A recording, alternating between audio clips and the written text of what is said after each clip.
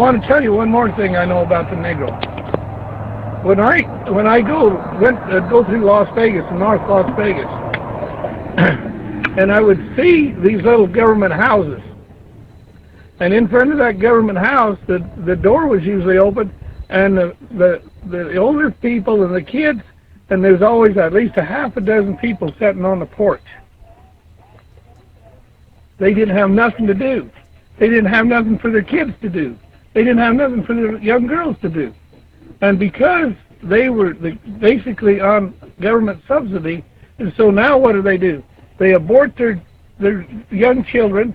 They put their young men in jail because they never learned how to pick cotton. And I've often wondered, are they better off as slaves picking cotton, having family life and doing things, or are they better off under government subsidy? They just transferred it, that's all. Yeah, they didn't get no more freedom. They got less freedom. This is farmer Cliven Bundy. Now, this old man, I remember him owing $1 million for his cattle grazing on government-owned land. But what I didn't know is he said the N-word, and he made a statement saying, were black people better off enslaved picking cotton or under government assistance, right? The nerve of this Dusty. This assistance scarlet letter is BS. I wish these mofos would actually look up the stats. They will use the same washed up welfare queen lie they have been using for decades. They know they are the majority on this program. That's why it hasn't been defunded. If it was majority black, they would have shut it down. I know this is old, but after hearing this on Thought Crimes, shout out to Thought Crimes, I had to talk about it. This is something that is now being said in our community, the black community.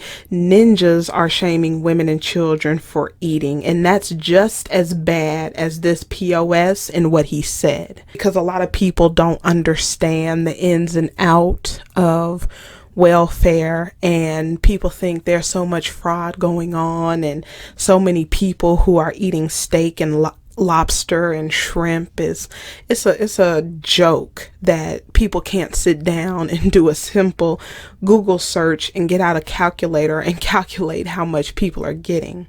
I hope they charge his ass triple what he owes, bastard. The irony is he feels the government is taking away his liberties as he talks about black people being better off not having ours. F him, and I hope they double up on his ass and take his farm away from him. Ass clown. Now, to the statistics. In 2018, 56% of all people in the U.S. living in poverty were women. So this goes with the whole Roe versus Wade situation that's going on. This kind of gives you a glimpse into why women feel the way they are, because if they're forced to have the children, then they're going to go deeper and deeper into poverty, because this country does not support women raising children. They don't care about the kids as much as they try and make it about the kids. It's not. It's about numbers and power. It's totally different than what they're talking about. And it says nearly 30% of households receiving SNAPs had at least one child under the age of 18. I was working as a benefits, analyst. They don't have caseworkers anymore. It's set up almost like a call center, but anyone can go into any case and tell you any information or update the information. But yeah, it's children that are on SNAP. The majority of the people who receive these benefits are children. So when you're against SNAP benefits or food stamp benefits, you're against children eating. And then the demographics for it, white Americans make up the largest share of 37%, followed by Black Americans, 26%, followed by Hispanic Americans, which is 16%. I don't believe that's right. I do believe the Asian is 3%, Native is 2%. It says here that individuals employed in the service industry were more likely to be in poverty than those working in occupational sectors.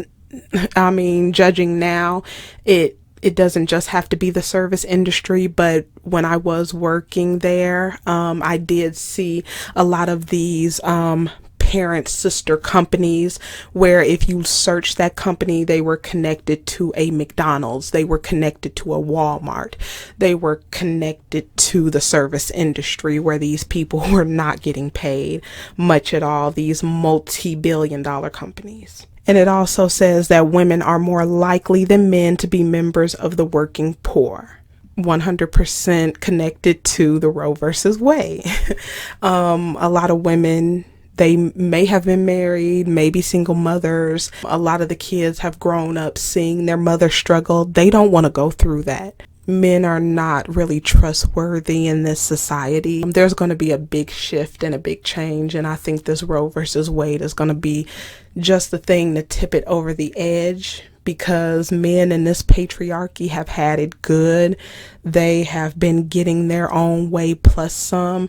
But yeah, I think this decision is really going to really change the situation. And also it says 51% of adults enrolled in SNAP work at least 35 hours, almost a full-time job. And this is what I was talking about in my other video.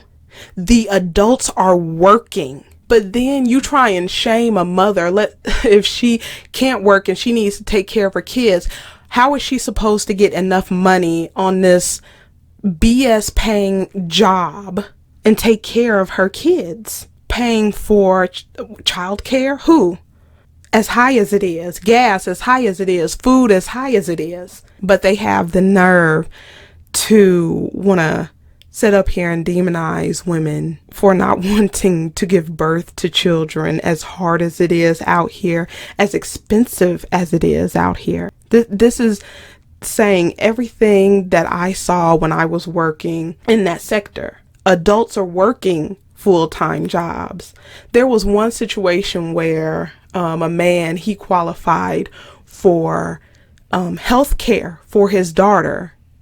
But when I was putting his income in, it was like, there's no way he's working this excessive. It flagged it for excessive amount of hours worked. But no, we had his pay stubs. We had all his information. It was not fraud. That's what he was working all those hours. Yes, he was. The adults are usually working. Even some of the teenage children are working, and they still qualify for these benefits. They say 72% work in education, hospitality, retail, manufacturing, and business services. And people like to talk about fraud. Well, here's the numbers. It's decreasing and decreasing. It's damn near non-existent. Because they said it was like, 528 cases in 2016. And who knows if that was true, because I received calls of somebody claiming that they know this person is lying and they're working and they're doing this. They have no idea about that person's household situation and all the information that they turned in and why they qualify. They're mad because they didn't qualify. So they're opening a fraud case.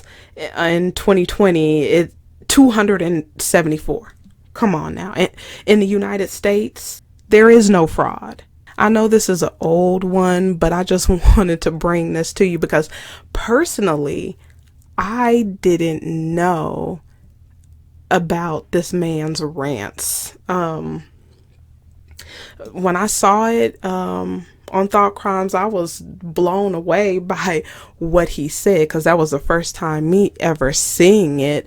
And then he wants to set up here and use that same old welfare BS they've been using. I have a video, I'll also put that in the description box. I asked the question, black women left their husbands for a welfare check.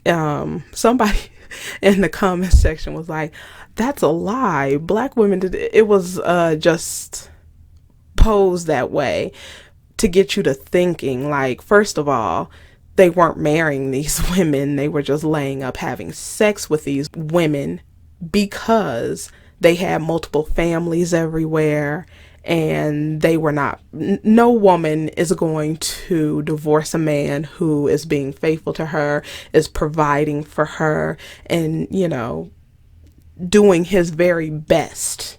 She see him doing his very, very best for her and the children. That didn't happen. Papa was a Rolling Stone. But I'll go ahead and leave it right here. Let me know what you think about this, and I'll see you in the next one.